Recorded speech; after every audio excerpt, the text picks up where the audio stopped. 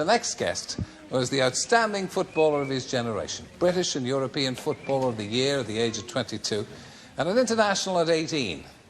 And then it all began to go terribly, horribly wrong, culminating in a stay at Her Majesty's pleasure in prison. His fall from grace has been better documented than most, but I welcome the chance to talk to George Best.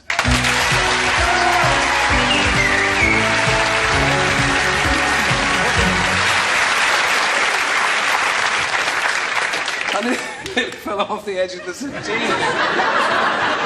I have that effect on people. You're looking very bronzed and fit, as if you'd never been inside. Do you remember...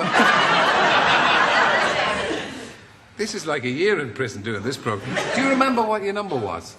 I mean, is it one of those things that's ingrained in your mind at Pentonville? N76245. Yeah, I'll never forget it. And what was it like in there? I mean, obviously it was no picnic, but the question I think that a lot of people would like to know is what George Best going in there. How did they react to you? Were you either picked on or were they flattering to you? What happened? It was funny enough, it was quite enjoyable after a while. I'd like to go back for a holiday sometime. I think the nice thing was, I mean, the first day I got there, one of the inmates came up. See, I've got all the terminology now about the screws and the inmates and all that sort of stuff. Yeah.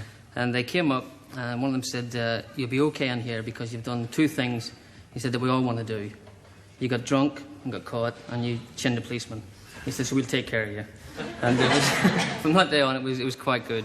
The thing was, you know, I did something wrong, and I was punished for it. I still believe rather harshly, because while I was in there, almost daily I picked up papers and read about people doing exactly the same as I'd done, which, I'm not saying it was right, but I think I was very harshly treated.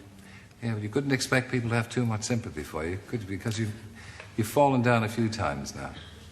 Only through drink, yeah. You tend to find out when you drink too much, you fall down a lot. I know some people... But how often can people be expected to pick you up? I don't ask them to pick me up. That's what annoys me. I don't ask help from anybody. That's the annoying thing about it. People keep saying that... just recently I read that every time someone puts out a helping hand, I refuse it. That's as far from the truth as you can get. And I don't ask any help. I am one of millions of people around the world who suffer from what is a disease called alcoholism. And I think the sooner people realise that it is a disease, the better it's going to be for a hell of a lot of people. How long did it take you to recognise that it was a disease? It took me a long time, because I was the same as everybody else. I didn't want to admit it. I didn't want to say that I couldn't just have one drink and leave it at that, because I couldn't. Because it affects me differently in my system. And as I say, it didn't only affect me, but the people who were close to me. But would you think that you had, as I said before, an easier time in prison because of who you were?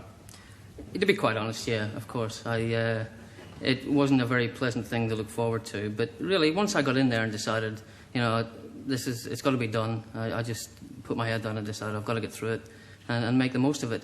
And it was good from the point of view that I found out, really, a lot of things about myself. And not only that, while I was there, I received something like 7,000 cards from well-wishers.